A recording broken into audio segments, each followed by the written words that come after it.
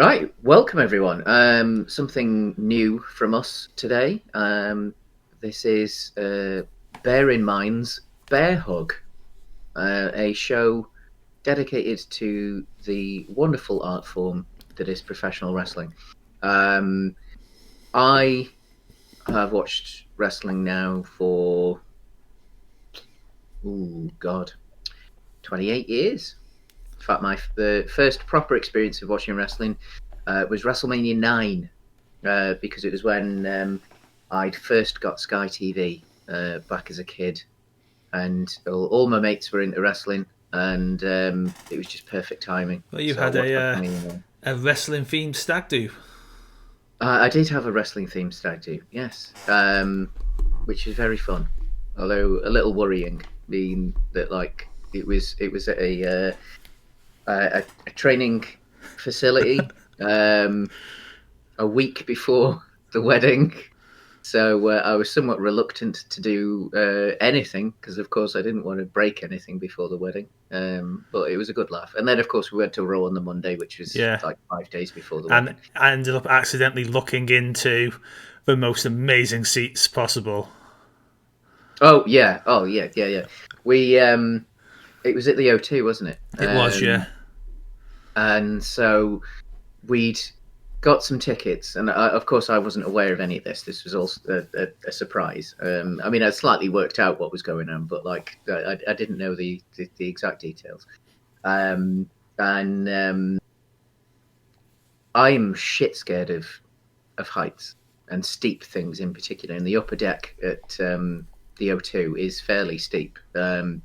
I mean, I was going to be all right, but we had a little word with the concierge, and they bumped us up to these seats that have private waitresses and stuff. They're not like box seats or what you call them. Yeah, it's like a bar at the back of a lower tier, isn't it? It's like you've got like a bar table in front of you, and but so you get the view was. Yeah. The view was fantastic. You get a food menu that everyone else doesn't get. It was spot on. So that was a good laugh. But yeah, I mean, I went through the Attitude Era as a rabid fan, watching as an edgy teenage boy. Yes, I suppose. I watched predominantly WWE or WWF as it was then. I did occasionally watch a bit of Nitro. And then in the early 2000s, there was a wrestling channel in the UK, so I got to watch a bit of indie stuff as well, and went to a few indie events. But on the whole, I'm a WWE guy. It's just easier to access, I think. And in the modern form with the network, RIP the network in the States. Sorry, guys. But in the modern form with the network, with NXT UK, and obviously them showing ICW Progress. I've heard and a few other things. Peacock not being designed for live TV has led to some issues. Mm-hmm. Yep. I mean, all sorts, because they instead of having a link to the software and servers that the WWE network was running on, they've literally taken the network down and are rebuilding it. So 75% of the content is now missing. On the other hand, we may be using Peacock for our upcoming potential Columbo show. Yeah, because we do love some Columbo. I mean, who doesn't? Yeah. And if you don't, you're wrong. My experience. I was going to say. My experience with wrestling is basically just a few years worth of pay-per-views that we watched around your house. Like, never really watched anything in between said pay-per-views. It was always just. I mean, I'm at that point now. I do try and watch as much NXT as possible because there's only one mainline NXT show a week, so it's only 2 hours. In fact, it's only an hour. It's only an hour and a half on the network because it's there's no adverts. I'll be straight up. I'm not a wrestling fan, Mm. but I've always enjoyed watching wrestling with you and some other friends when we've done it. Mm. But I have no real desire to then go and watch it for my own, like myself, for entertainment. If you get me, like I like the group activity. Yeah. But if I'm deciding what to watch myself at home, it's never going to be something I tend to pick. I think that's the issue with weekly TV with wrestling. I mean, like we've discussed in the past that like wrestling has certain parallels with comic books. Yeah. And until comic books it's people have their major... in spandex beating each other up. It is it is just live action comic book in many ways. But I mean, obviously, for a non-comic book reader like myself, like it's hard to get in until there's that cataclysmic event that reshapes the universe, and then it starts again. Now, the point to do that with wrestling is every year at WrestleMania. Yeah, because it's the reboot. Well, not the reboot, but the relaunch. It's the launch of the new season. It's the big summer event that the aftermath kicks off for next. It's your crisis if we're talking comic parlance. Yes, exactly. And I mean, and beyond that, I mean, I think WrestleMania itself has grown from being strictly a wrestling show to a spectacle of just sheer entertainment. I mean, especially. Pardon, sorry. No, you finish yours because I was probably going to take us on a slight. I mean, I think obviously we are aware of the Super Bowl here in the UK. It has become something that's a bit more watched in recent years. Although I do feel it's because it's almost like a peer pressure pop culture thing now. That like, and it's an excuse to stay up late and get drunk. I've never watched a Super Bowl. I have. Watching it sober is a truly agonising. I've left it on for 5 minutes as it's been on, but it's not. I've been in a. I think I might have been with you. We'd gone to Hickory's before the Super Bowl, so as we were leaving our meal, everyone was coming in for the Super Bowl night. Yeah, I mean, and that probably is a great atmosphere. Like Hickory's for those who don't live in a very specific part of the United Kingdom, is a small barbecue restaurant chain. So of course they show American sports.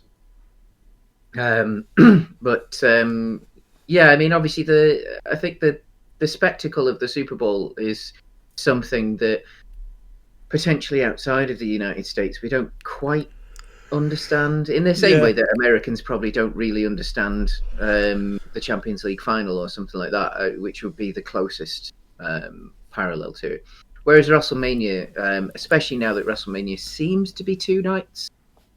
Obviously, I know last year it had to be 2 nights because of the pandemic, and it was all pre-taped, and it made perfect sense, especially with the couple of cinematic matches that they had. This year made sense because they had a limited capacity crowd, so they wanted to sell as many tickets as possible. Yeah. The general consensus online seems to be that everyone enjoyed 2 nights. So I think if that is the case, it's finally the American festival. I'll be honest with you, if it was 1 night, I would not be here with you right now discussing this. I would have gone like, you know what? I'm not going to watch 6 hours of television in an evening. Because it's difficult. It's like, I mean, the last few years when it has been a live crowd on 1 night, they are worn out by the time the main event comes round, which is bad for the main event because, I mean, say a few years ago when it was the first ever women's main event, which was Ronda Rousey, Becky Lynch, and Charlotte Flair. We've done many music festival, right, in our time, and as much as I love watching the headliners, By the end of that headline show, I just want to be back at the camp. Yeah. And the idea of a walk back to the camp is like, oh god, like I'm knackered. I think the thing with music festivals, though, is that like you can pace yourself. You can pace yourself.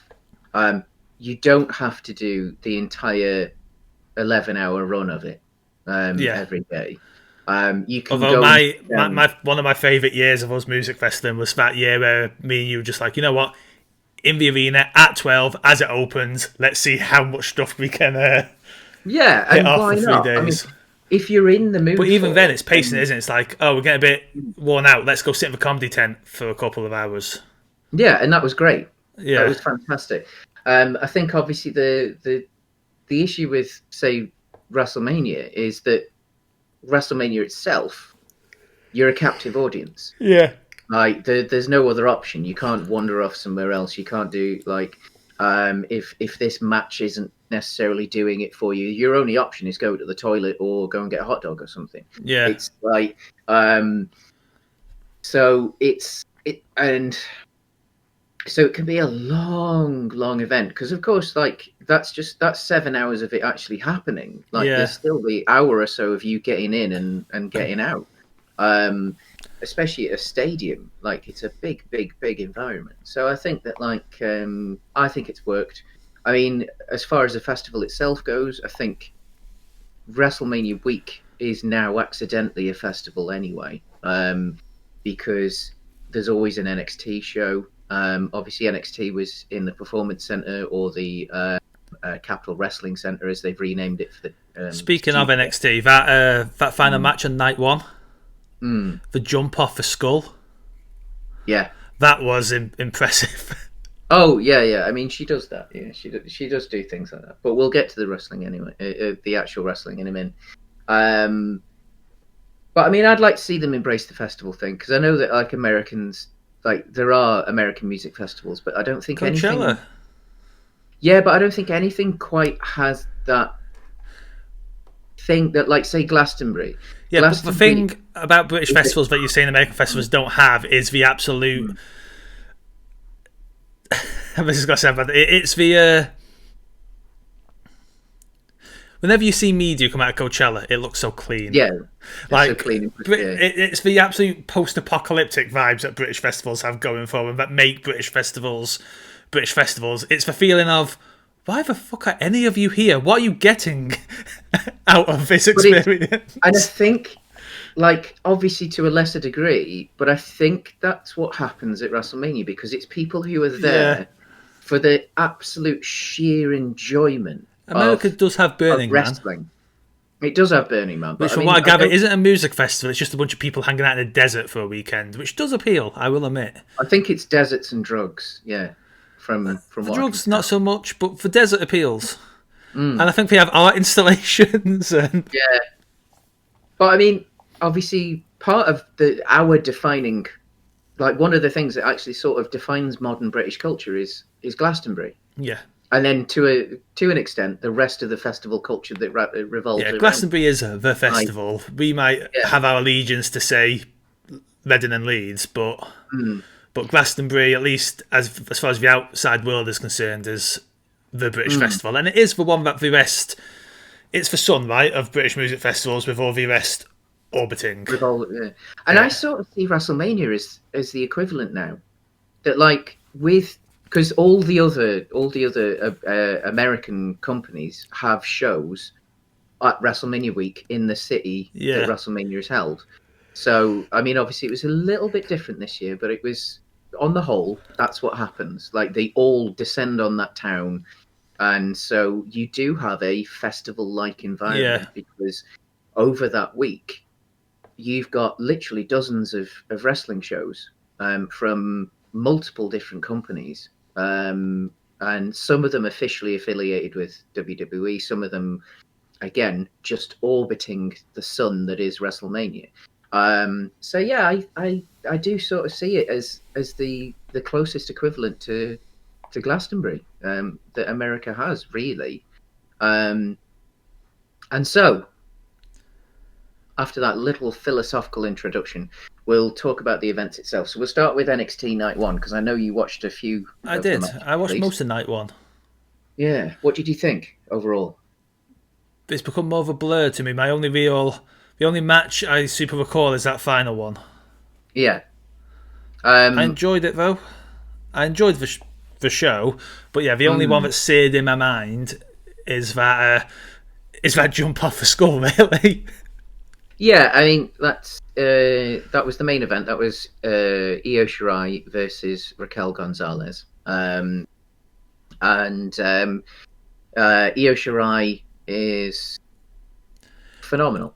I think Um, what might be required is you describing the events, the hmm. matches, and me going, "Oh yeah, I remember that one. I did watch it." And Well, I will do exactly that, because I have a page open with the matches, so that we can discuss.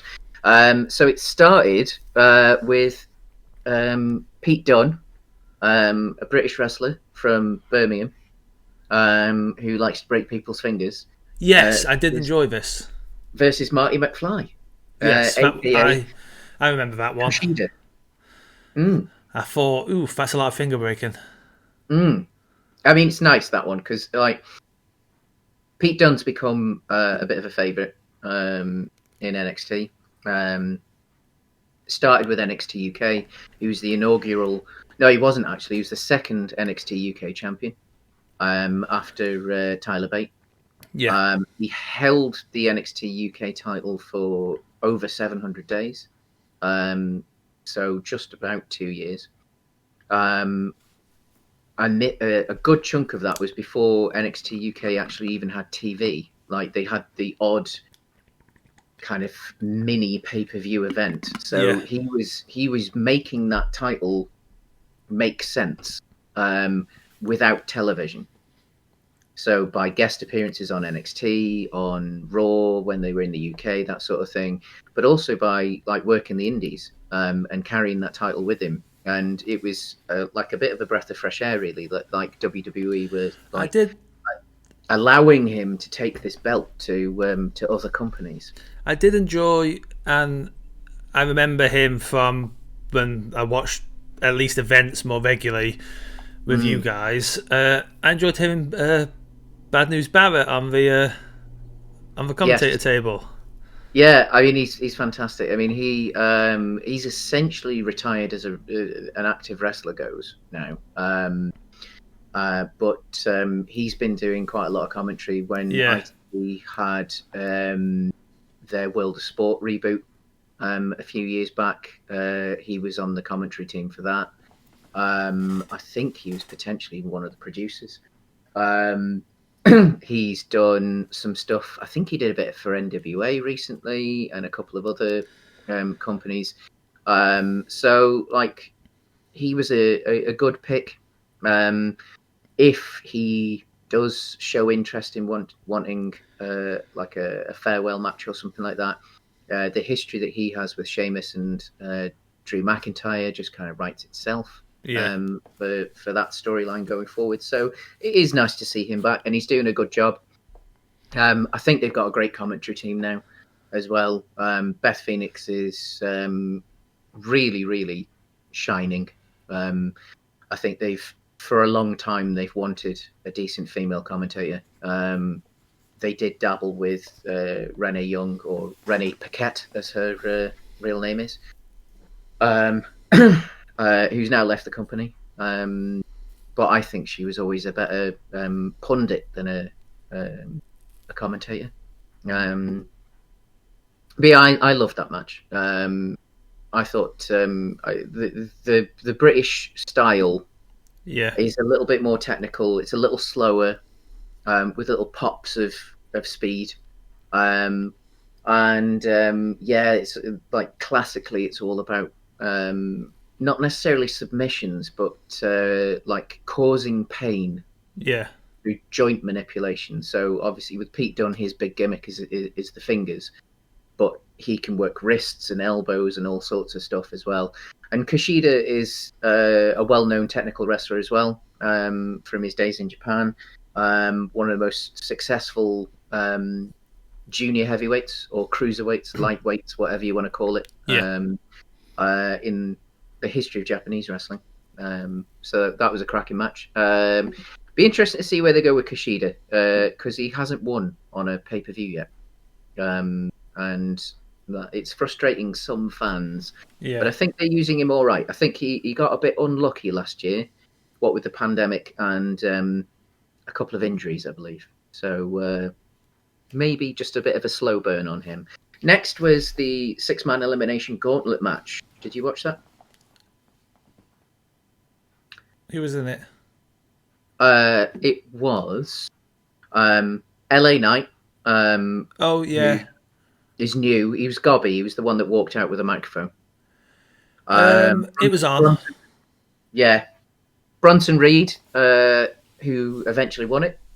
He's the big Australian lad. Yeah. Yeah, I do.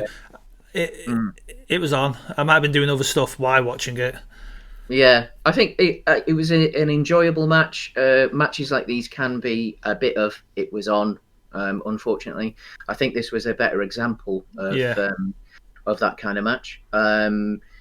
Told a reasonable story. It was nice to see Bronson Reed win it. Cameron Grimes, who's having a decent push at the moment anyway, didn't need to win it, so that's fine. And they set up a nice little story between LA Knight and Dexter Lumis, who Dexter Lumis is the weirdo mute that slides along the ring. Yeah. Yeah, because Barrett spent most of this discussing like LA Knight and being like, "Go LA Knight." That's that's what I remember most of the event. He's a long-term non-WWE wrestler who has made a decent name for himself elsewhere. Yeah, he's a very good wrestler, incredible on the mic. So obviously they have high hopes for him. I think he's in his late 30s though. Yeah. So he is someone that they've got to like pull the trigger on now, because if they don't, then like at that age, injuries start to happen and stuff like that. So who knows? But it's a nice pairing going forward for him and Lumis. Lumis famously doesn't speak, so having someone as good on the mic as LA Knight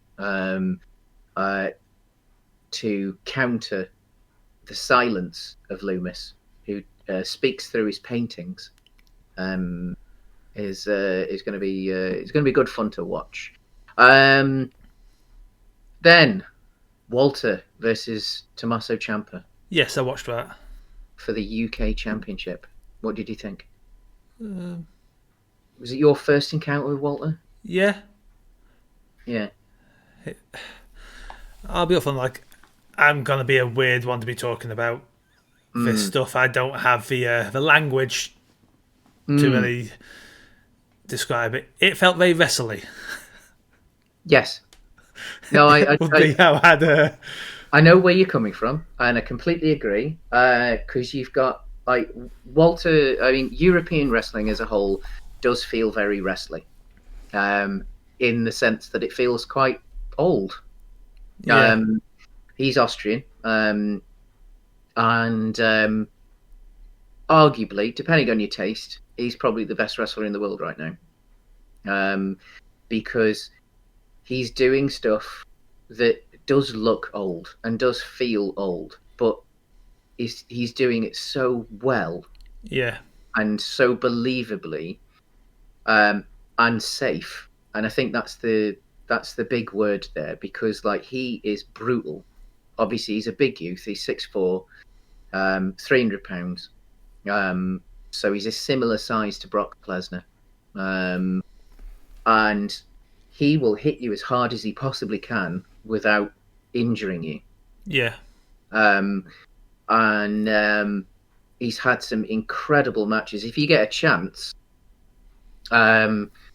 if you've got some time to kill, go back and watch him versus Tyler Bate from NXT Cardiff, which was nearly 2 years ago now, actually. It's on the network, obviously. Yeah. That was match of the year without a doubt. Like, There was no big flashing moves or anything like that. It's a tiny little man in Tyler Bate, who's like 5'5" or something daft like that. And he's a strong lad. He's a couple £100. Like, but I mean, he's my size against someone as big as Walter. Yeah, pretty much. And insanely good match, absolutely insanely good match. But he can have a good match with anyone, like because he has his own style, but he can work with other people's styles as well.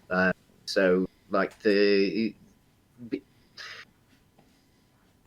he's got the potential to be the guy in WWE, except it does seem he doesn't want to move to America. He has no issue going over for a week or two every now and again, which is why he's quite happy in NXT UK, why he probably would be all right to do mainline NXT, because they've only got weekly shows and they very rarely do non-TV shows.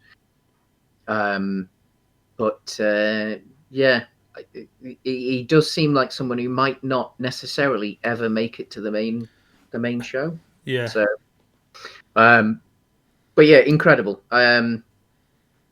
So yeah, your Wrestly, actually, as daft as it sounds, perfect. Perfect description. And then to your favourite match of the night, or possibly even for the whole of Wrestlemania week. Not for the whole, but no, I did enjoy this match. Yeah, I loved this. Raquel Gonzalez, the big, tall, eventual winner of this match. She hasn't been doing it for that long, about 4 years now. Yeah. So obviously she's had a lot of hard training in the last 4 years. As young as Shirai is, she is a veteran. She's one of the top women in Japan before they signed her. And she's as slick as she gets. Yeah.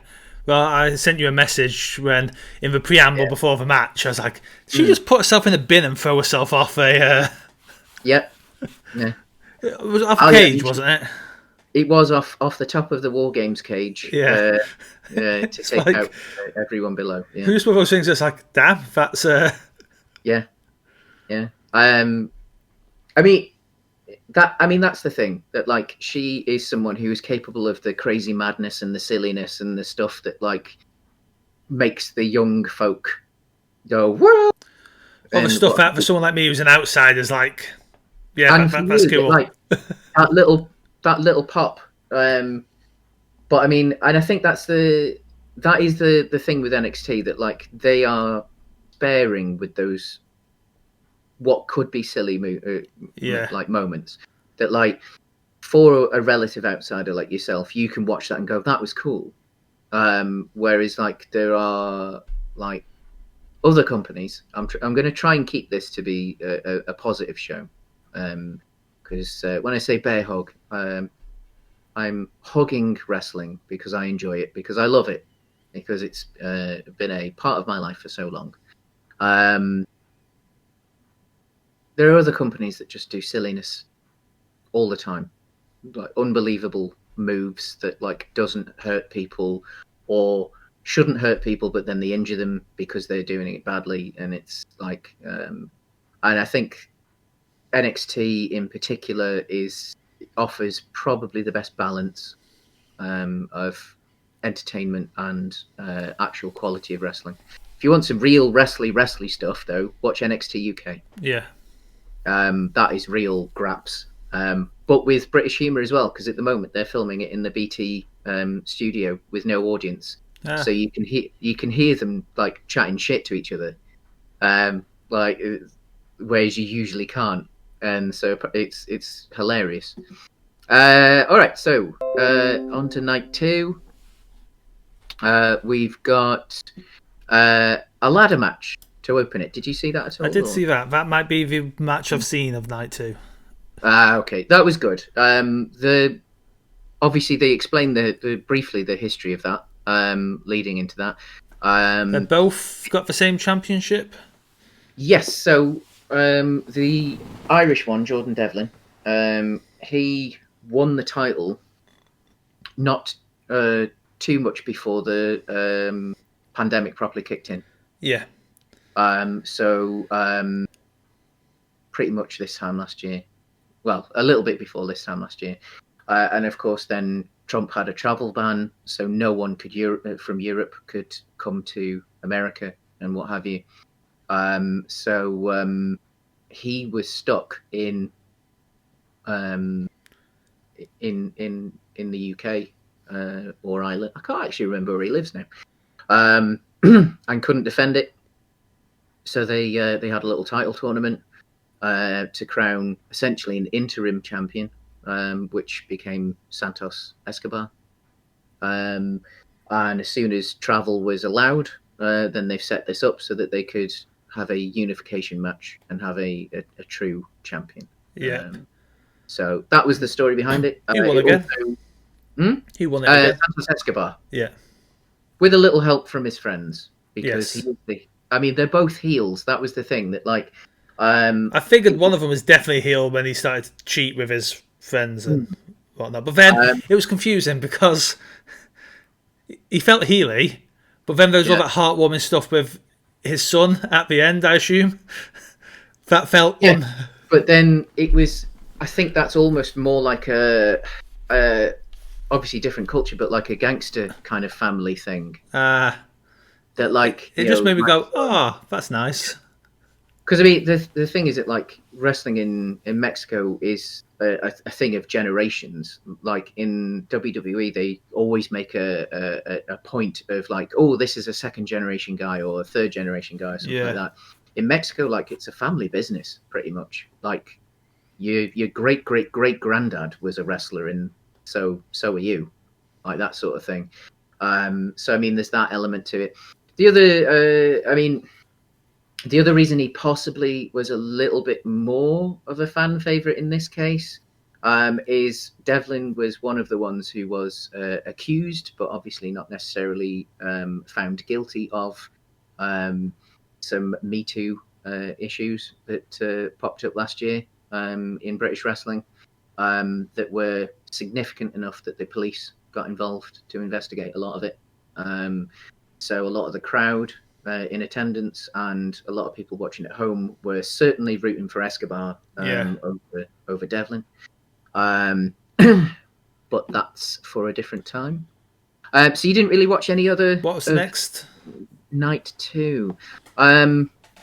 The women's tag team title match. Who was in it again? Ember Moon and Shotzi Blackheart. I did see that one as well. Yes. I was like, where do I know her from? Oh yeah, she plays D&D. Who does? Ember Moon. Oh, does she? Oh, so you've seen it from that. So, there you go. Dragging you in through another nerdy route. I enjoyed this match. Yeah, because Xavier Woods does as well, doesn't he? He does, I've seen them together on some things. And yeah, I enjoyed this match. I'm loving the pairing of Ember Moon and Shotzi Blackheart. Ember Moon's another one that... Yeah, I liked the match. A lot of fans moan that Ember Moon hasn't been used correctly. Again, I disagree, to be honest. She's a fantastic wrestler, but she's so injury prone that like you can't necessarily bet on her. So I think putting her in a tag team protects her a little bit, makes it less likely that she's going to get injured. It's good for Shotzi Blackheart as well, who's having a nice little push. I love her tank that they ride in on. Yeah, that was fun. This match felt like a endurance, like it felt like not in a bad way, like a slug of a match to get to that victory, kind of. Yeah, it was. Yeah, it was a good match. I mean, they're doing with the other pairing with Candice LeRae and what's her name? Indy Hartwell. They've done a similar thing. You've got the veteran in Candice LeRae and the relatively young upstart in Indy Hartwell, putting them together to help build Hartwell and refine her while she's in a tag team. And it worked really well. I enjoyed that one. Then we've got Candice's husband, Johnny Gargano, defending against Bronson Reed in the North American title match. That might be where I stopped. That's fair enough. Gargano matches can go one or two ways, really. You can either thoroughly enjoy them, or they can drag, because they tend to be like marathons, but at a sprint pace. Yeah, I think I got a little bit behind, and it was at this point. It was like, well, night one of WrestleMania is on there now. I better watch. That's fair enough. That's certainly fair enough. If you fancied it at some point, it was a good match. It was another great outing for Bronson Reed. Gargano won, but won correctly, I think. Reed is someone a bit like Walter, actually, in that he wrestles like an old school wrestler. There aren't many guys over time, wrestling has got physically smaller in the size of performers. They're not as girthy as they used to be because people care a little bit more about their health, and they're doing like more athletic moves and so on and so on. So someone of Reed's shape is not common anymore. But when you do see someone of Reed's shape, they tend to be someone a bit more like Keith Lee, who are doing moves and styles of wrestling that you more associate with much smaller people. So Reed is very much an old school big guy that wrestles like a big guy. He has those faster or more agile moves. Obviously, he did a moonsault at the end of the match where he missed, but it was nicely done. It wasn't a perfect moonsault. It looked like a big guy doing a moonsault. It looked like Bam Bam Bigelow doing one, or Vader doing one, and he's very much got that. And I think they're doing a lovely slow build with him, because when it does hit, when they're ready, it's going to mean something. He's not someone they've rushed, but it was a fantastic match. Johnny Gargano has been established as one of the best, so the fact that he beat Bronson Reed doesn't diminish Reed in any way, because it took everything that Johnny Gargano had to beat Reed. So quality match, that one. Then it was the world title match. So we got Finn Balor and Karrion Kross. Again, I would go back and watch this if I were you. Karrion Kross is someone that you won't have seen.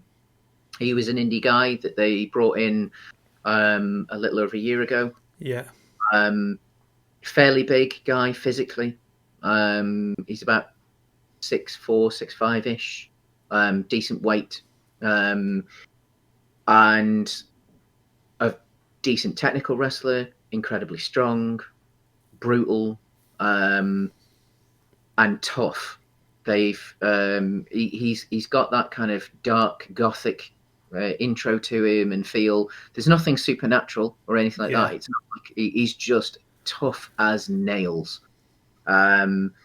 When he is actually a previous NXT champion, but the night that he won the title, in the final move of the match, he really badly popped his shoulder.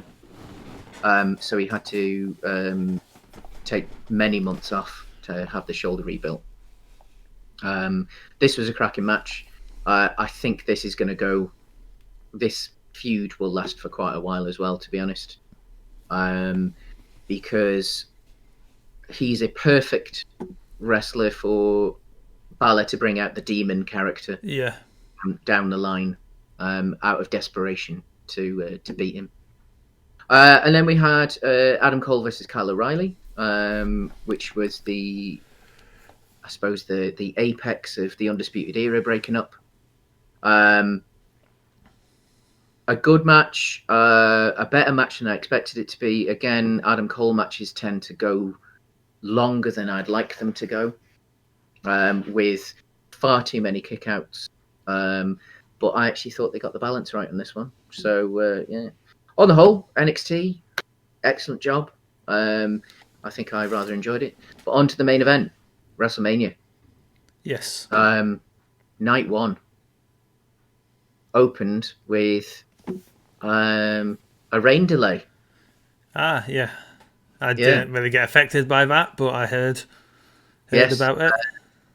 The big positive that came from the rain delay, you probably didn't watch them, and I don't blame you, but they had to fill until it was safe to get the crowd back in, and safe to get the wrestlers in the ring.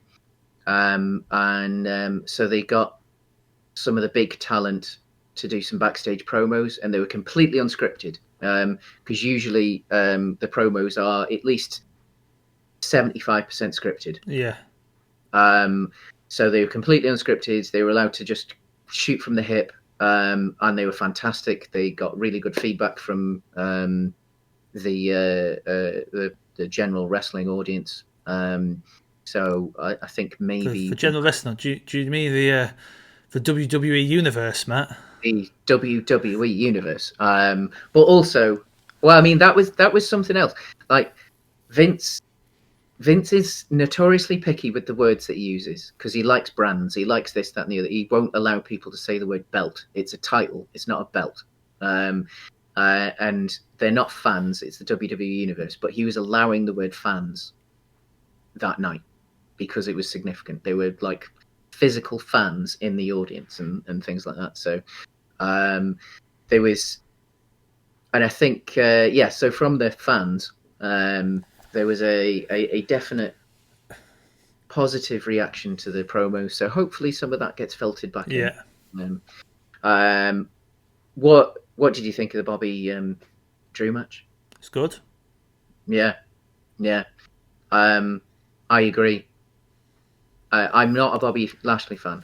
Yeah, I enjoyed it. It had the feeling of just like two very statuesque people wailing on each other. Oh, yeah. I mean, they are two guys who, a bit like what we were saying about Walter, they are quite happy to hit each other as hard as they can. Yeah. Without hurting each other. Without injuring each other, shall we say. And yeah, I'm not the biggest Bobby Lashley fan. I don't think he's obviously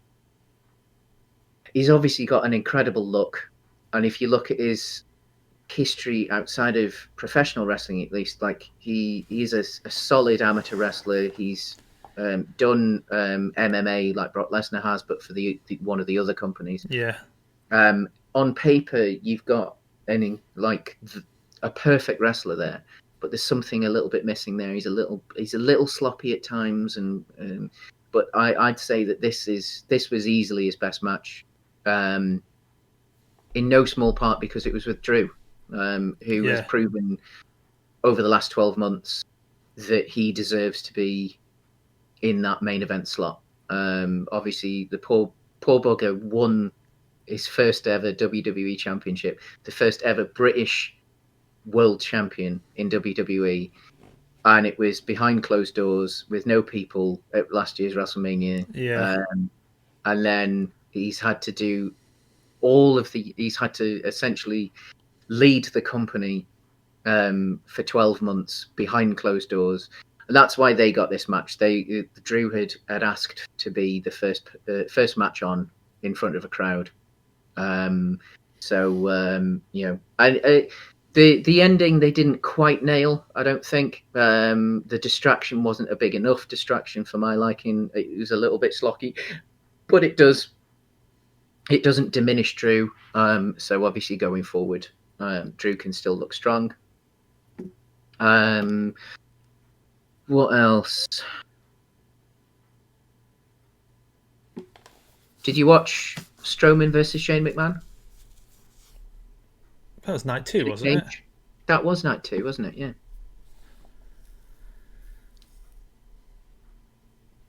Oh yeah. So night one. What else did we have? So night 1 we had a tag turmoil match with the ladies. That was good fun. I didn't catch that. I catched the night 2 follow up. Yes, yeah. But I didn't catch the night 1 match.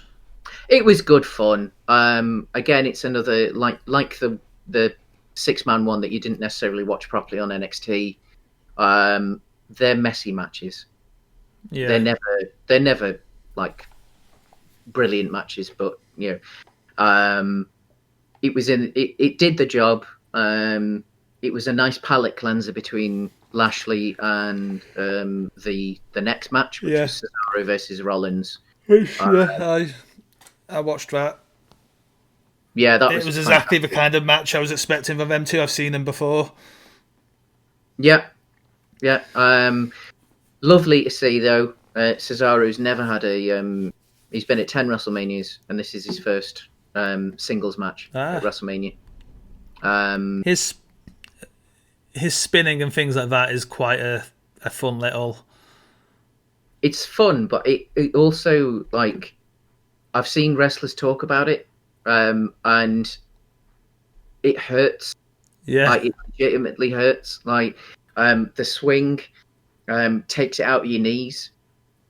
So it's because obviously that's the first part of the body that's going to take the brunt of the forces. Yeah.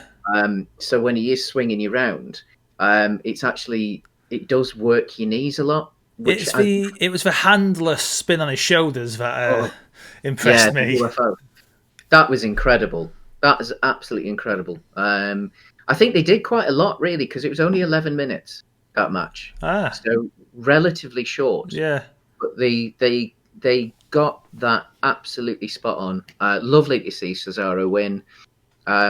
See where they go with it. Yeah, because he is a potential to take out Bobby Lashley down the line.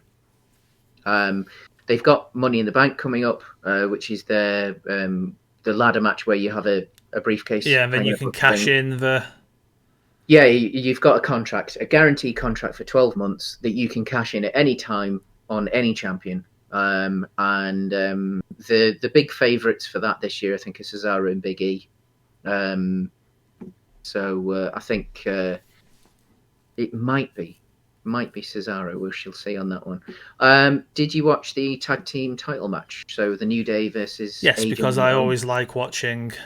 Whenever I get a chance, watching Woods and Kingston is always. I like their the gymnastic style. I would say to their. Yes, definitely. There is a gymnastic style. It's not overused. And they're as smooth as it gets. Yeah. And I think Michael Cole and the others saying they are potentially the greatest tag team of all time. They are certainly up there. And I also like their merch whenever I see it. To the point where I have no. I'm not a wrestling fan, but every time I see like some kind of New Day merch, I'm like, that's tempting. Like it was it last year or the year before? They had some paint by numbers costumes. Yeah. One year, so it was all white. But they had the numbers written in the gaps. Yeah. So I think they released some merch based on that so that you could colour it in yourself if you wanted to. But the current merch that they do, and some of the costumes that they wear, is for charity stuff and for there was an educational cartoon in the States when they were all kids, and I think they seem to have bought the rights to the likeness of it or something like that. So they're doing a Black History version of it, basically, of significant that's cool characters through time. Yeah. Where they've got an artist to draw caricatures of the likeness of these various people, and so they're appearing on their shirts and stuff like that, and what have you. Big E's, who was on night 2, he was showing like a food bank charity or something like that on the back of his. So they're doing a lot of good. They're excellent people as well as fantastic performers. And I think Again, as I touched on earlier, I watched Xavier Woods in various nerdery things for a while.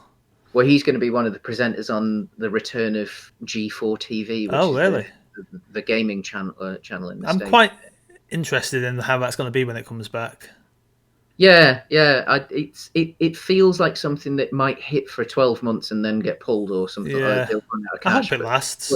I hope it lasts because I think there's enough interest now. But I'm not sure if traditional TV is where people go for that content anymore. Yeah, I think that's I think they're going to have to choose very carefully what they put on there and try and think outside the box as well, because I think that obviously we're going off topic a little bit here, but I'm a big Gran Turismo player, and one of the things actually I enjoy watching on YouTube a lot at the moment is Gran Turismo races, because of the quality of broadcast that Gran Turismo has put together. Yeah. For that, I think they'll need some sport, like real sports, on that channel. To bring in some other audiences. It'd be interesting. Because FIFA or PES, because they're usually only in 10-minute matches. Like the drama you can get from FIFA or PES, incredible. But yeah, that was a good match. Omos's first match. They've been teasing him for a while. They haven't had him in the company for too long. He's very raw. I liked what they did with that, how it kept him out for as long as Cool. possible, and they just had him come in and destroy. I actually liked how the New Day were almost heels while they had AJ in, because they were so cocky. They were so we are the greatest tag team. And it doesn't matter how phenomenal you are. AJ Styles is one of those rare people. He's held a title now he's held the world title or the big title in every current significant promotion, except for AEW, because he just hasn't been there. He is the Ric Flair of the modern era as far as titles he's held in different locations. So for them to mess with him and control him as a unit, that was fantastic. And then obviously the terror on Woods' face when AJ finally got the tag. Very well done. And they did some fantastic little bits with him as well. There's a bit where Omos does a backbreaker on Woods, and then he puts his hand on Woods' chest, and Woods grabs it to move it, but it's to move it to put it on his face, because Omos has forgotten to put it on his face. Yeah. But Woods hides it by making it look like he's fighting him. Yeah. And it's so there's some beautiful bits from the more veteran wrestlers to help Omos out. But he's a terrifyingly big man. Yeah. I think if they can train him well enough and he can get it, then I think he's on for it. Then it was Braun versus Shane in the steel cage match. Wait, was it that night too? No, that was night one. Was it? Yeah. Oh, then I did. I watched it. It was very gimmicky. It was a Shane McMahon match. The only real reason for it was to get Braun. Assume Vince's son. Yes. Not that they necessarily like each other. He's basically Vince with a big neck. Yes, yeah. He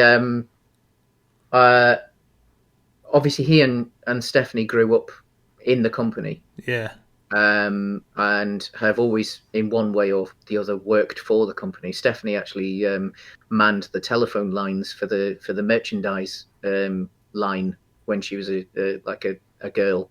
Yeah. It was her, like, instead of having a paper round when she was about 13, she'd man the telephone lines. But yeah, he's always wanted to be a wrestler, but obviously Dad would never quite let him be a wrestler. So occasionally he'd had matches over the years.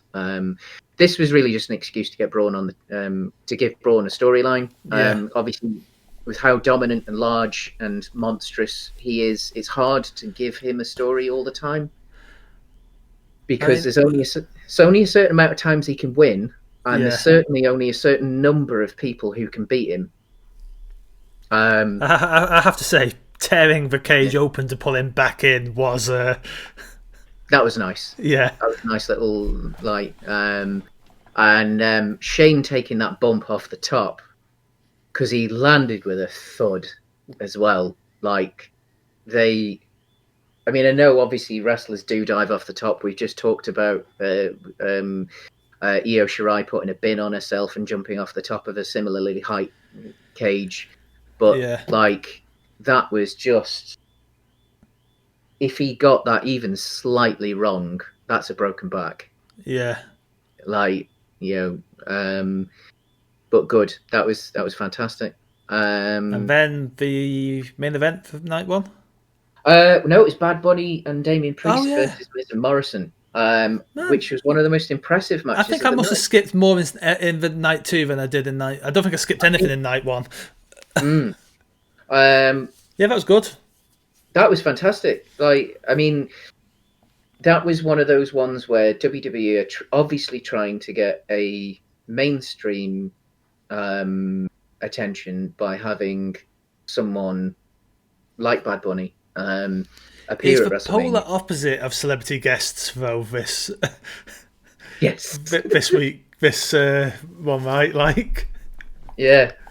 I mean, like when he performed at the Royal Rumble, because he was the musical guest at the Royal Rumble. yeah, it was. He's not my kind of music, like, at all. I'm not a big fan of American rap.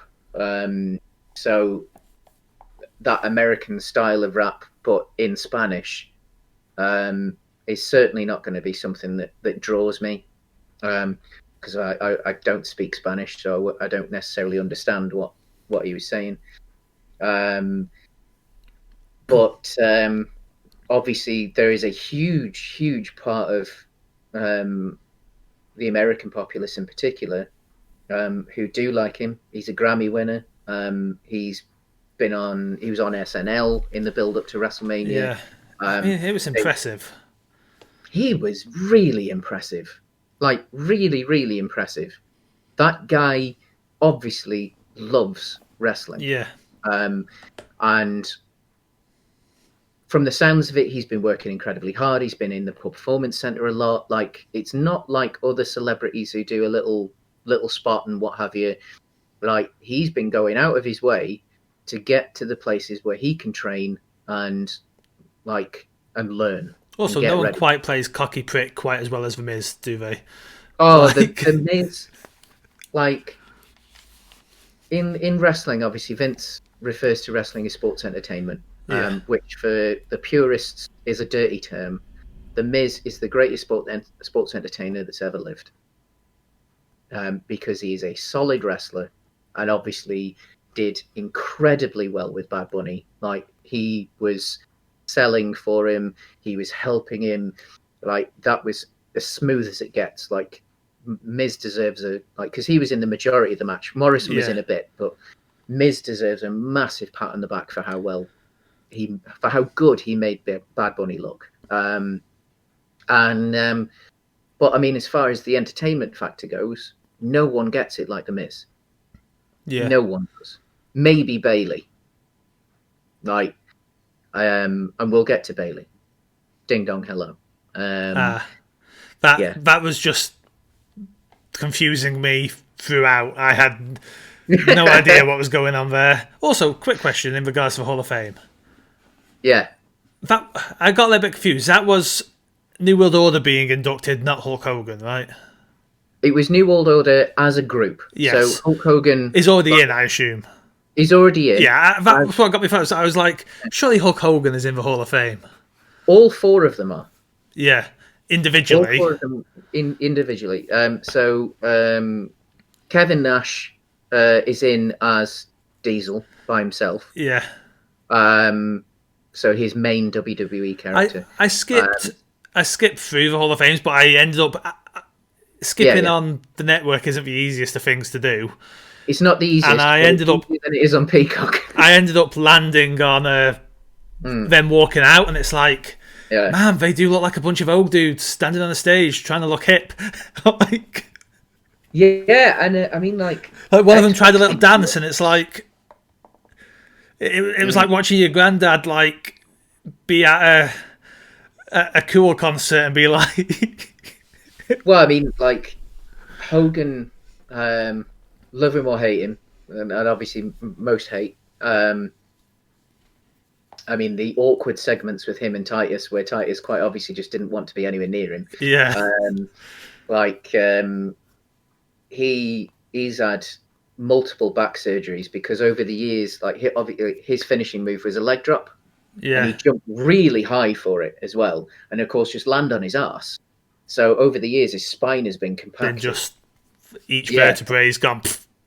I mean, he's lost legitimately 4 or 5 inches in height over the years because of that.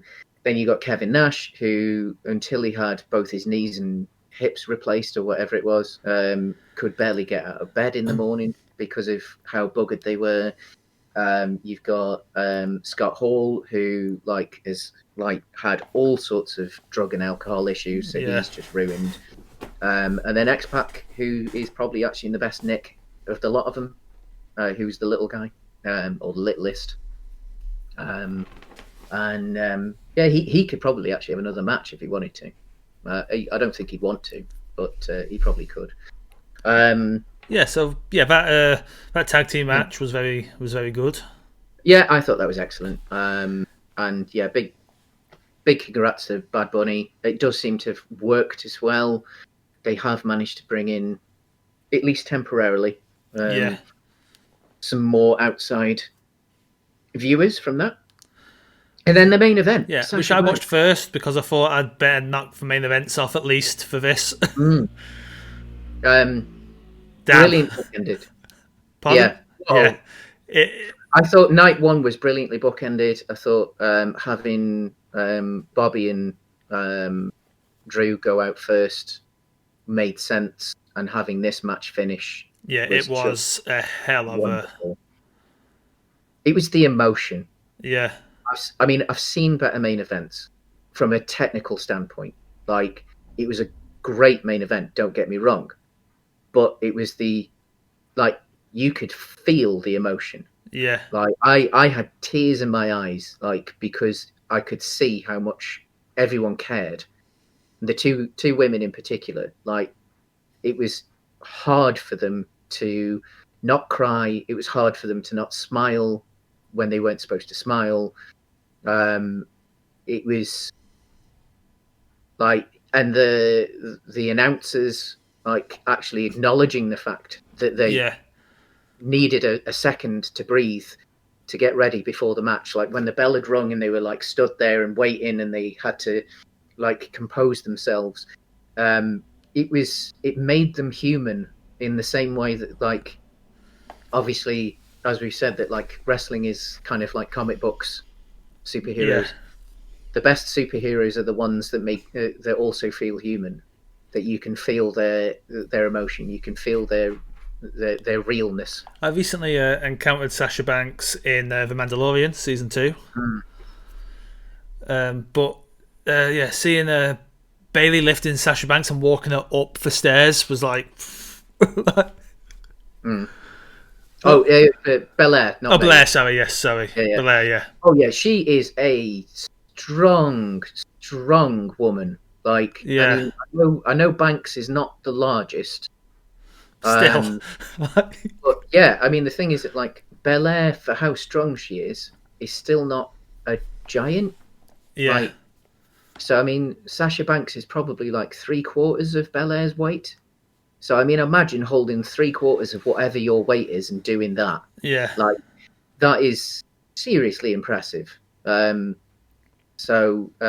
incredibly athletic, a lovely match, very well put The together. use of a braid throughout I found fascinating. Yes, yeah, because it's different. No one's ever used hair like Belair used hair. And then the whip at the end.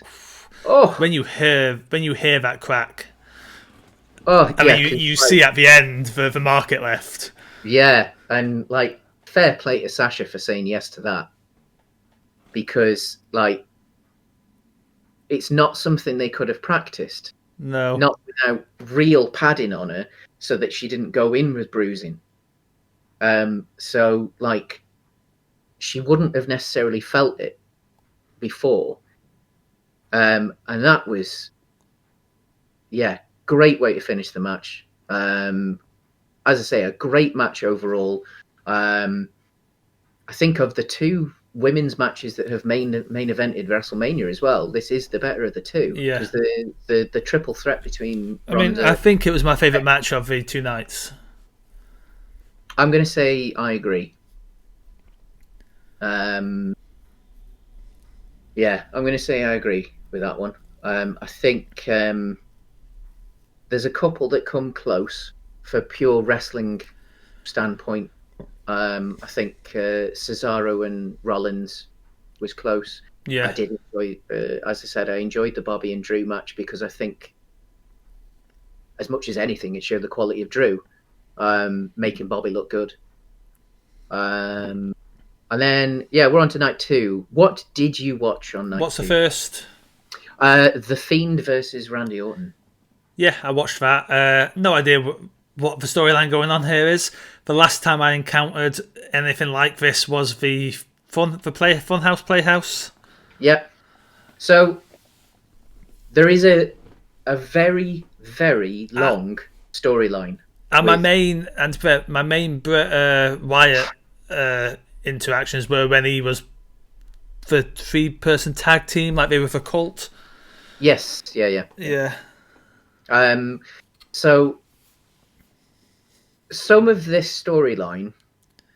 This was very much the story match, right? Like, yeah, for better or for worse, is told through Bray Wyatt's Twitter account. Because Bray Wyatt, even in these characters, is a master of social media. Yeah. I just say, like, I know obviously his whole motive is a snake, Randy Orton. Yeah. But that man looks like a snake. Like, if there was a snake person, like... Yeah. Yeah, if a snake was humanoid, then, yeah. He's very much a Cardassian, but without all the... As in Star Trek. Yeah. Not the wealthy sponges that, snake their way through social media. But he's very much a Cardassian, but without all the makeup. So like when Bray Wyatt, so when Wyndham Rotunda, I think his name is his real name. Oh, okay. That's somehow. Yeah. Right. Yeah. When he was first on WWE TV, it was part of the proto version of NXT. Yeah. Where it was sort of a game show, as such, like, and they formed this faction and what have you. And very briefly, I remember the whole Wyatt family storyline. It was way before the Wyatt family. It was way before that. And he had the character name of Husky Harris. And the Nexus, as it was, basically took down all the big names. So they were taking down Randy, they were taking down Cena, they were taking down a load of others. It's where Daniel Bryan first started on WWE TV anyway. And a very young Wyndham Rotunda was Husky Harris at the time. And it was when Randy was previously using the punt, which is the kick to the head, as his finish. So, and Randy kicked him in the head. Did you say Bryan was part of that team? That team, yeah. So is that why? Because I remember bits when the Wyatt family was a thing of trying to Yeah. get Bryan to return to the family. Was There that? is there is certainly a potential that was one of the through lines that was in that story. Yes. So because that's the thing that, like, in wrestling, wrestlers get repackaged. They get new names. They get this, that, and the other. It's usually never referred to on screen, and rarely, obviously, would they talk about it. But Bray Wyatt is very open to the fact that he has multiple characters. So obviously, Husky Harris is one that he has on Twitter, at least, and the in the Fun House, the pig puppet. Yeah. That's Husky Harris. Uh, That's that one. yeah. So So you're saying Randy Orton had the punch? so Randy Orton kicked him in the head, and then that was the end. That was the last time we ever see Husky Harris. And obviously after that, that's when original Bray, like the swamp serial killer, starts to appear. So the implication is that it's all Randy Orton's fault. The swamp serial killer, the fiend, the Funhouse character, all of his multiple personalities are because he got kicked in the head by Randy Orton when he was Husky Harris. That's kind of cool. Yeah, like, and so they've had multiple matches over time. They've had it's a feud that's come back and gone and what have you, so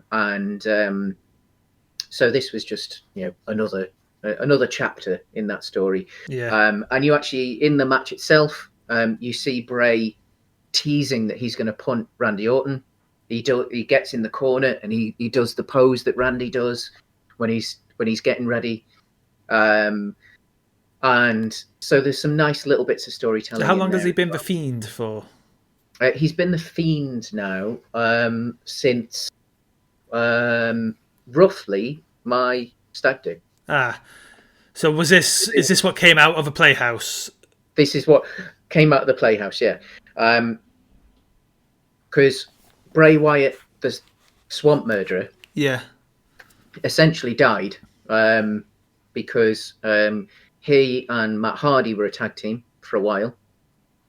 And then Matt Hardy got injured, so they had to split that tag team up, and Bray was just off TV for ages, and that's when he decided, right, it's time for me to have a repackage. Let's go off. Let's think about what I can do. The Bray Wyatt character is based on a character from 90s wrestling who is actually a friend of his family anyway. Yeah. So he's based that on him. The Fiend and the Funhouse character are essentially two sides of his version of Doink the Clown. So obviously, he was a wrestler from the 90s. Well, a character who was actually played by 4 or 5 different wrestlers. Yeah. But it was a clown character in the 90s. And the clown character started as a bad guy, quite a sinister bad guy, but then became a fan favourite, and when they changed the wrestler who was playing him. And the Fiend's costume is a dark twist on the costume that the second Doink would wear. So you've got him playing wrestling around. as insane as comic books, or at least superhero comic books. At least superhero comic books. So he's always teased this character called Sister Abigail. Like, his finishing move is called Sister Abigail. And there was this question of whether Sister Abigail was someone that was actually real or not. And in the last 12 months, they've revealed that it was Alexa Bliss, or at least the spirit of Sister Abigail has taken over. Possessed. Yeah, and she has been incredible. Yeah, the whole kind of bits there were. She's been wonderful, absolutely wonderful. So there's been obviously the obvious hints of like a. So assume Randy Orton had killed the Fiend at some point, burnt him. Randy Orton set the Fiend on fire in an Inferno match. Yes, where again, because it was filmed behind closed doors. Because I saw all the behind the scenes bits with like the Mm, Fiend coming out through the mat and yeah. Oh, that was it. One of the pay-per-views from this year. yeah, So that was when he'd returned.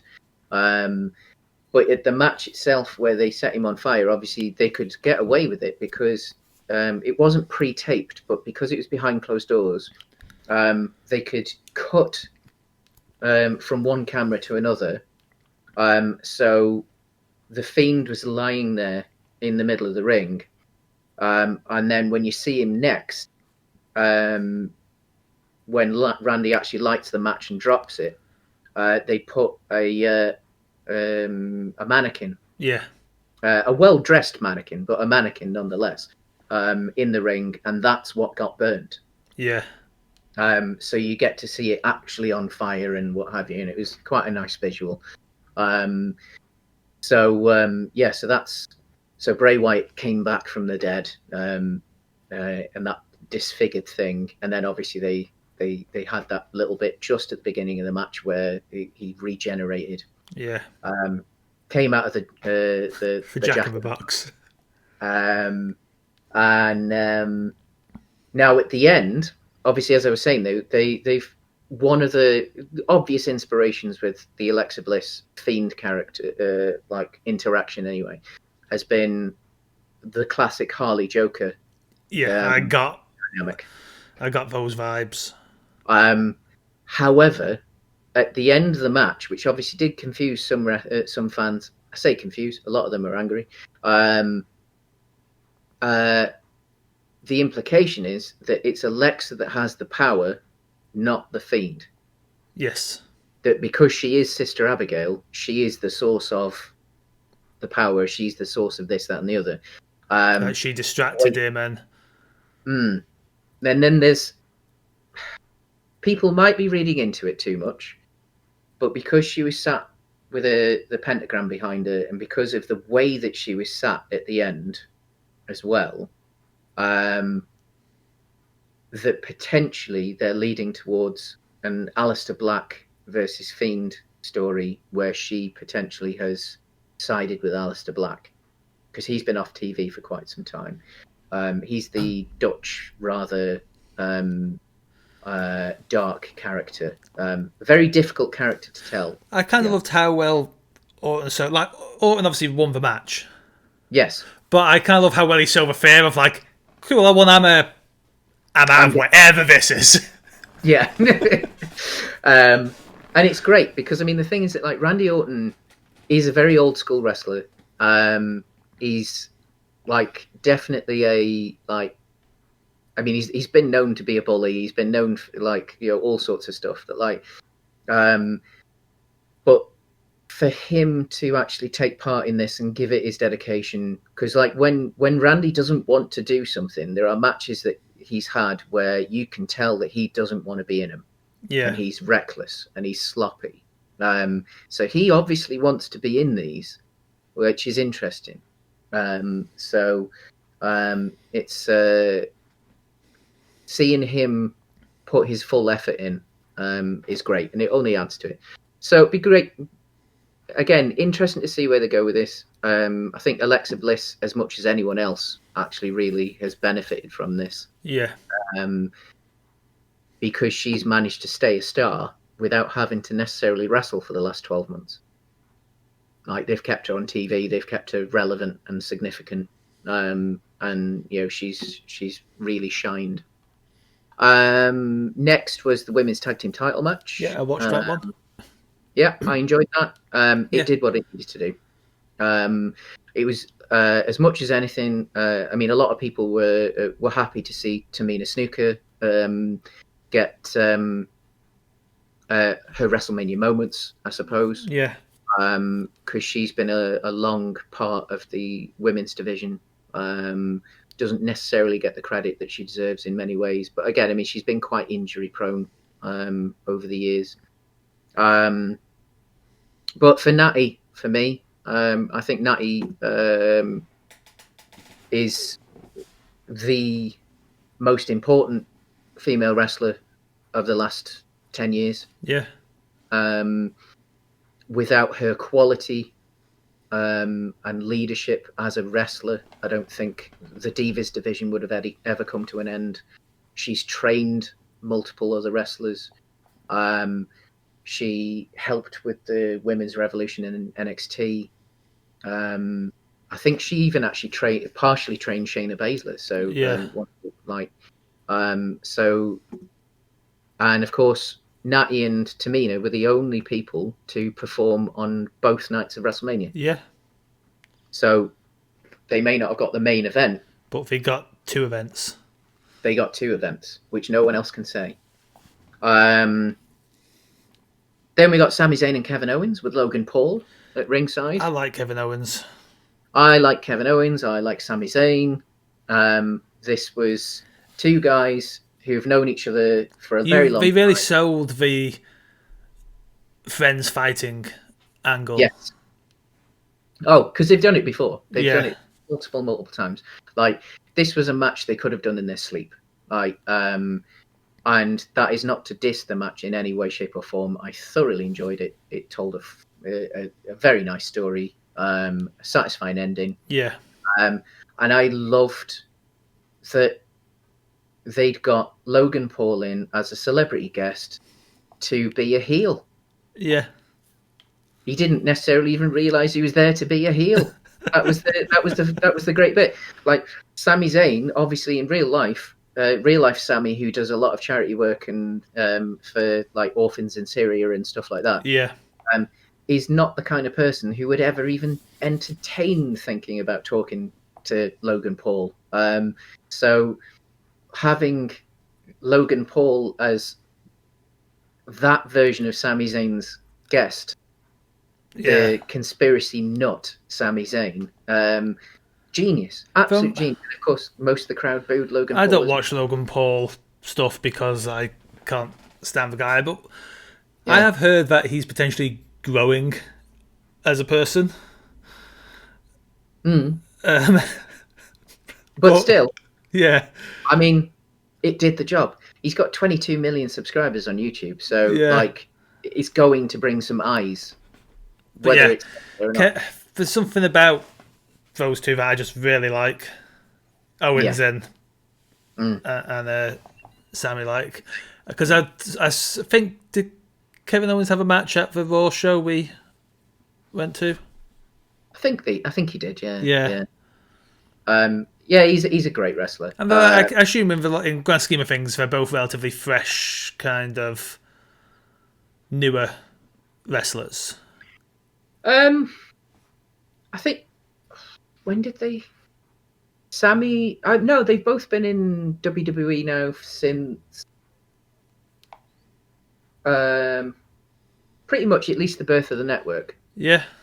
Yeah.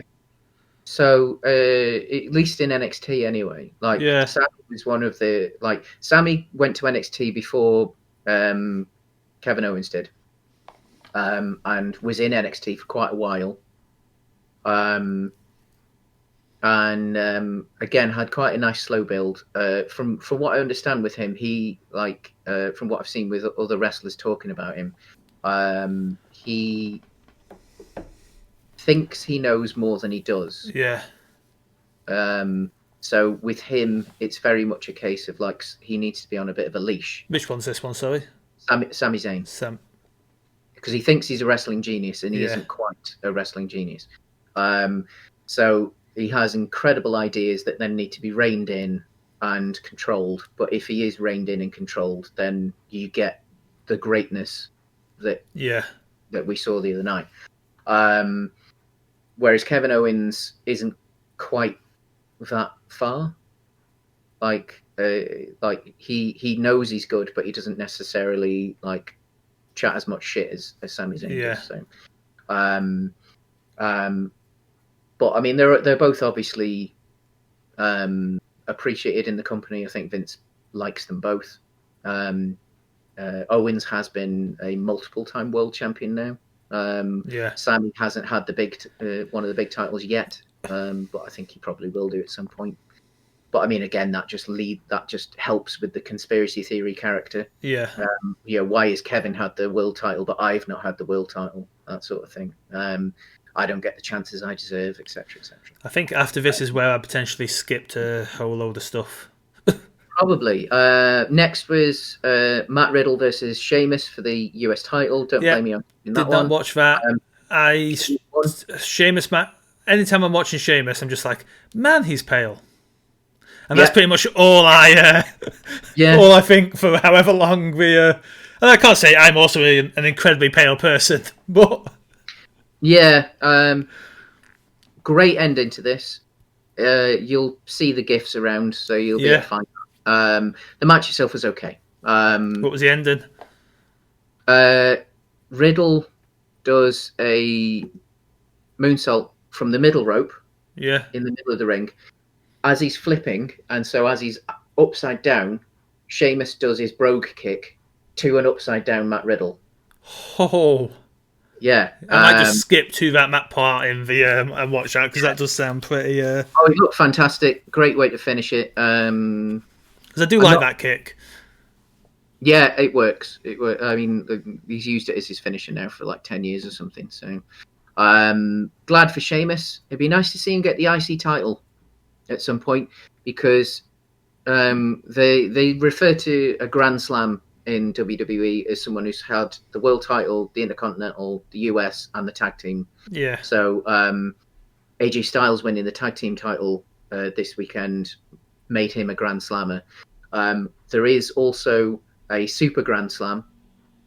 So someone who's done the Royal Rumble, Money in the Bank, and King of the Ring, because occasionally they have a King of the Ring. Yeah. It's like an on and off tournament thing. Sheamus is one title away from being the Super Grand Slammer, and no one's done that. Yeah. He needs the Intercontinental title, and that is it. So it'd be nice to see him get that before he retires.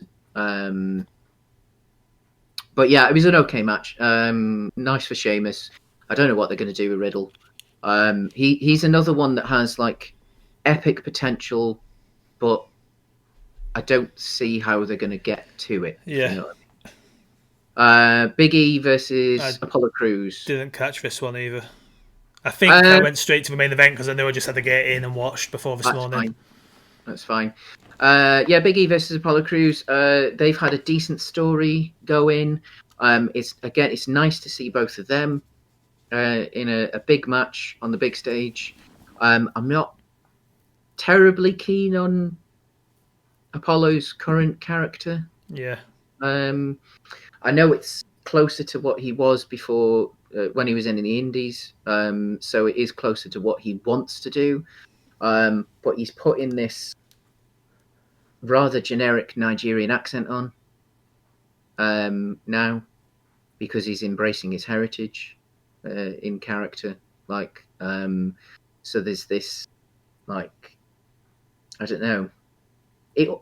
I don't think it is, but it feels like a white man has watched Black Panther and gone, would you like to do that character? Yeah. But like an evil one. It feels very much that. Interference at the end, because it was a no disqualification match. Another giant that WWE has in the roster, a young guy who they've kind of teased on and off. They've repackaged him a few times. He came in to help out Apollo. As I said before, I think Big E is one of the odds-on favourites for winning the Money in the Bank this year, which would be nice because they have teased him to be maybe the one that could take down Roman eventually. Yeah. So that might work. But then saying that, would it be worth just leaving it and having him win the Rumble next year, and have Roman keep the title until then? Then we've got the Raw Women's title match, which was Asuka versus Rhea Ripley. I did watch this one. I enjoyed it. I thought fair enough. Rhea is another one, a bit like Drew, who suffered last year because her first WrestleMania was behind closed doors. Yeah, I saw Alden really enjoyed this match, so I watched it. Asuka continues her unlucky streak at WrestleMania as well. She's never won at WrestleMania. Yeah. Neither is Sasha Banks. So I actually think that sets up a nice story down the line of some point with the two of them when they could main event quite comfortably. Yeah. For a title, and obviously with the added thing of neither of them has won at WrestleMania. So this one of them definitely finally. One of them definitely will, yeah. So I'd love to see that. Maybe not next year. I mean, I know Asuka's tickling 40 now, but if they could hold it off as late as possible to make the desperation, like to have a winning match, that would be great. Then we get a bit more Hogan and Titus O'Neil, interrupted by Bayley. So Bayley. Yeah, please explain whatever the hell that is to me. Essentially, especially during the pandemic period, they have tried to keep as many wrestlers off TV as possible. Obviously, just in case any of them do come down with COVID, then they've got spares to slot in. Now, Bayley is someone that they need to keep on TV, but she's also sort of done everything. She is the female Grand Slammer. Yeah. She's pretty much done everything she needs to do other than win the Rumble. And she's also reached the point now where she doesn't necessarily need a match at WrestleMania. So most of what she's been doing in the last several months has been essentially hosting a talk show. Yeah. On SmackDown, which she calls Ding Dong Hello. And which came from a little catchphrase when she was saying it was a sarcastic thing, as in "Ding Dong, hello," like realize what's going on, that sort of thing. Yeah. And so, like, she's really leaned into that character, and like, she was one of the people that, like, fans were like, "Why hasn't she got a match at Mania? Why hasn't she got a match at Mania? Why hasn't she got a match at Mania?" She doesn't need a match at Mania. And then when it was announced that Hulk Hogan and Titus O'Neil were hosting WrestleMania, why isn't Bayley hosting WrestleMania? Why isn't Bayley? Like, you don't make her the announced one. She hosted WrestleMania because she butted in. The character didn't need to be told she was hosting WrestleMania. She was hosting WrestleMania because she wanted to host WrestleMania. And so that's what that was. And yeah, lovely. Nice to see Bayley there. She did what she needed to do. Again, one of the few performers that actually got to be on both nights. Yeah. Even though not necessarily wrestling. So yeah, fantastic. And again, it just shows like you don't have to have a match at WrestleMania. I think that's one of the things that's like made WrestleMania so bloated over the last several years, especially in the one night format. Trying to squeeze too many matches in. Like you can get away with a decent segment, like Bayley's been doing. Then the main event, arguably the whole weekend. It was fine. It was fine. It's what you expect. It was. I like Bryan. I like Daniel Bryan a lot.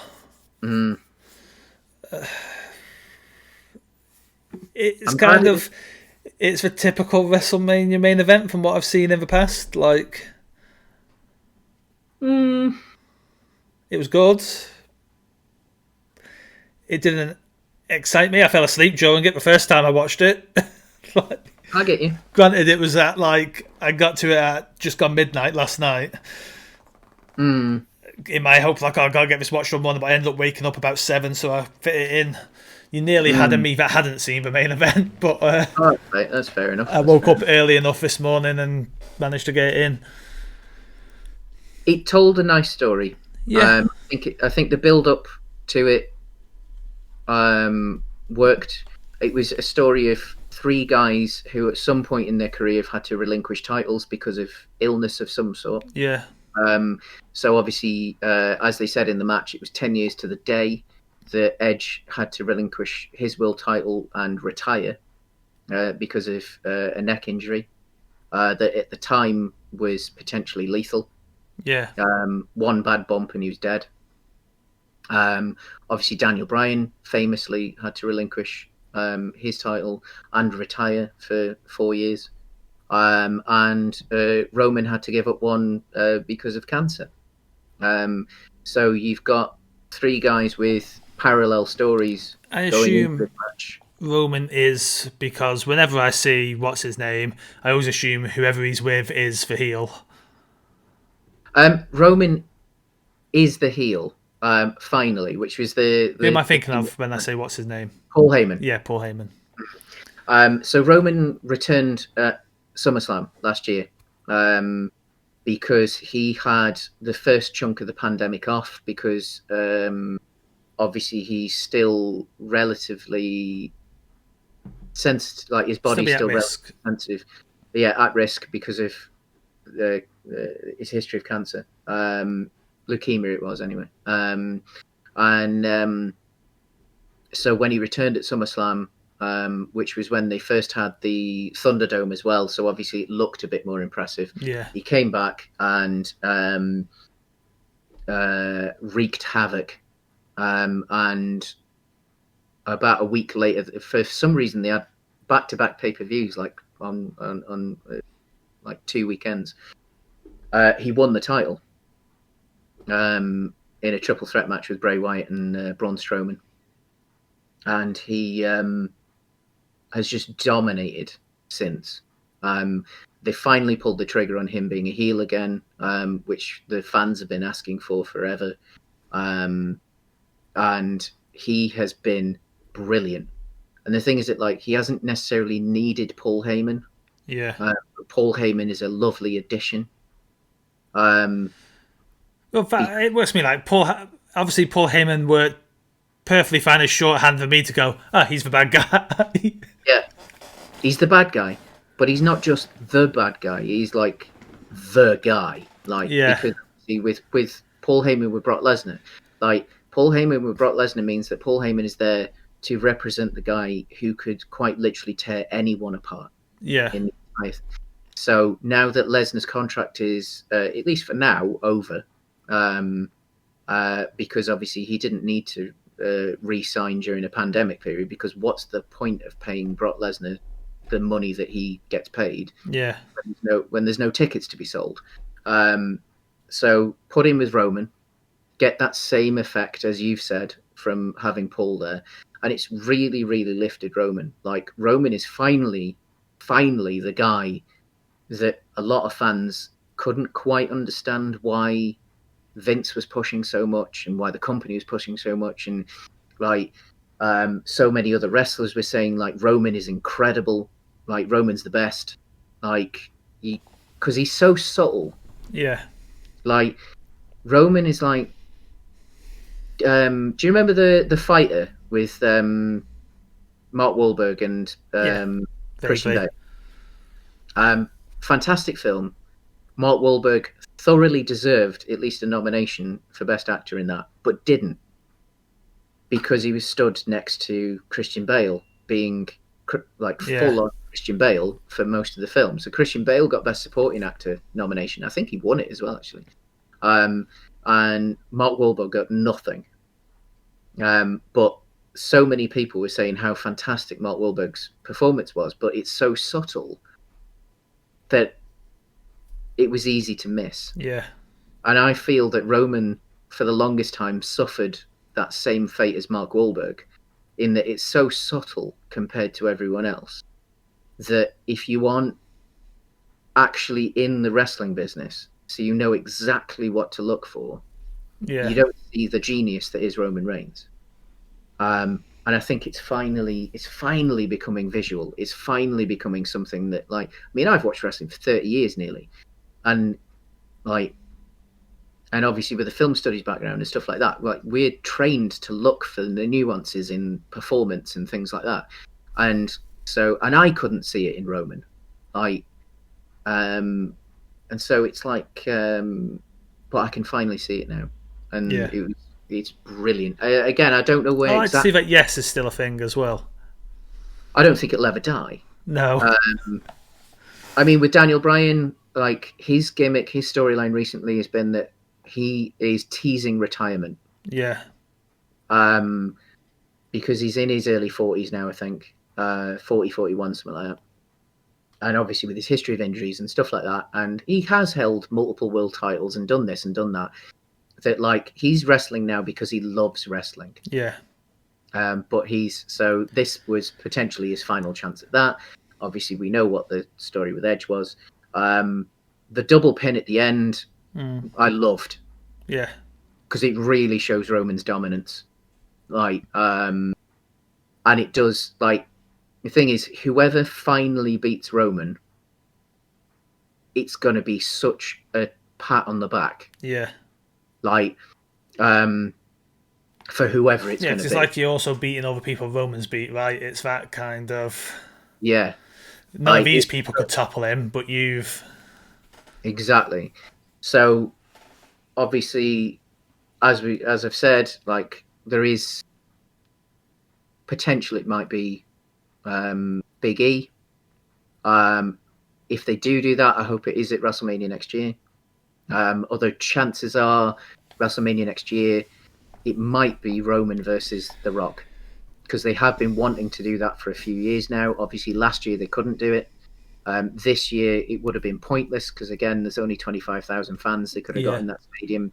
Next year it's at AT&T Stadium, which is the largest indoor stadium in the world. So it's capable of holding 100,000 people. The Rock versus Roman would sell those tickets. Yeah. Especially if they're going to do 2 nights of it. That would sell 100,000 tickets for 1 night guaranteed. And obviously with it being Roman's character being head of the table, being in particular the head of the family, and The Rock and Roman being cousins. Yeah. Like the story there writes itself as The Rock, like, whoa, I'm the head of the table. I'm the box office sensation and stuff like that. Yeah. So like, I mean, I don't think it'll be a great match. But I suppose if it's going to happen, like, it will, seeing Roman absolutely wipe the floor with The Rock would be... You don't think they'd give a win to The Rock? I hope not, because I think it negates everything. Yeah. Like, I think the only way you'd give the win to The Rock is if you had a guy like Big E that you wanted to push, and he's the one that costs Roman the victory. Yeah. Through a distraction, and then The Rock gets the win. But I'd have no interference myself, and I'd have Rock put up a decent fight, but I'd have the end of the match would be Roman just decimating him. Yeah. Yeah, on the whole, what did you think as a relative outsider? Yeah, it was enjoyable. I'll join you next year. Yeah. That's me in wrestling. I don't dislike it. I enjoy it when I'm watching it. I just don't seek it out. Like, yeah, I think, as I say, I think that's partly the problem that wrestling as a whole does have now. I think, if anything, that's why the rise of independent wrestling has worked. Really, but I'm not even it's not like I'm a lapsed fan. I've never been someone who... I didn't have the channels growing up to get into it. Yeah. Because it was very much something... I had a friend who was into it, and he had some VHS tapes, and I remember watching some around his house that he'd recorded, and it's like, yeah, it's wrestling. I played SmackDown games and the like. Yeah, I mean, I remember, I actually think the decline of the quality of wrestling games has not helped. I think when you got me into watching wrestling, some of it always confused me. Some of it was actually very evident. I think the kind of pay-per-views I've always watched with you has had a very well. There's no rules Yeah. to a lot of the matches. So I remember playing like a Game Boy wrestling game as a kid, where if you got out of the ring, you had the 10 count. Yeah. And watching a lot of wrestling with you guys over the years is like, that doesn't seem to be a thing. They spend forever outside the ring. Watching this week, there was quite a lot of matches with rules, I guess. Yeah. And that 10 count in place. And I was like, oh, it is a thing. Yeah. I just hadn't really seen it all that much. No, I mean, there's been periods where it doesn't it hasn't been as strict, or where say there's been periods, especially before they went back to PGTV in the States, where I spent a lot of time watching these referees are actually doing stuff and not just standing there in stripy shirts.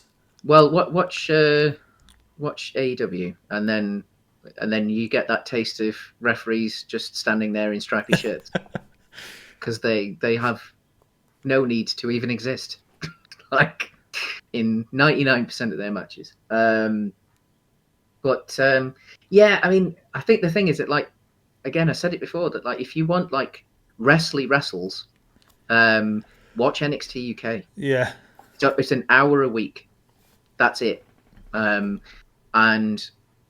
there's not a lot on there, so you could even go all the way back to the beginning on the network and just work your way through. Yeah, and it's good quality wrestling with a little British charm to it. It has rules. Sometimes it has very strict rules. Recently, they did a tournament where it was. Can't remember what they called it, but it was using traditional British wrestling rules, which are actually closer to boxing or MMA. Yeah. So it's in rounds. So it's 5 3-minute rounds or something like that. There's quite strict rules in those as well, and that's really interesting to watch those kind of matches as well, because seeing modern wrestlers try and adapt themselves to that performance style. You know what we should play, because I know we're planning on experimenting with some what's the word I'm looking for? Let's plays. Oh yeah, some let's plays. Yeah. There's a recent 2D arcade style wrestling game that's been released called Wrestlemania, or something along those lines. And it looks really fun, and thinking that could be a fun one for us to play sometime. Oh, definitely. I mean, I mean, obviously over the weekend they were teasing. They had the first teaser trailer of the 2K game for this year. Snickers, lots of Snickers. Lots of Snickers. But I mean, it's big. I mean, the thing with WrestleMania, as I was saying, it's sort of I do think it is definitely the Glastonbury of American culture. So even if you're not into wrestling, you watch WrestleMania. So, Matt, this is our first try at this. I potentially won't be joining you in the future, but where can they find you in the future if our viewers want some wrestling content? It'll be roughly once a month. I too don't watch the weekly stuff. I try and watch a bit of NXT. I try and watch a bit of NXT UK, but there's just, for me, obviously Raw and SmackDown are still behind a paywall in the UK. So I could watch them 2 weeks late on the network, but I'm not going to. I'm going to cover this once a month for the monthly pay-per-views. Occasionally, James will join me. I'll try and get some special guests. Sometimes it's going to be just me.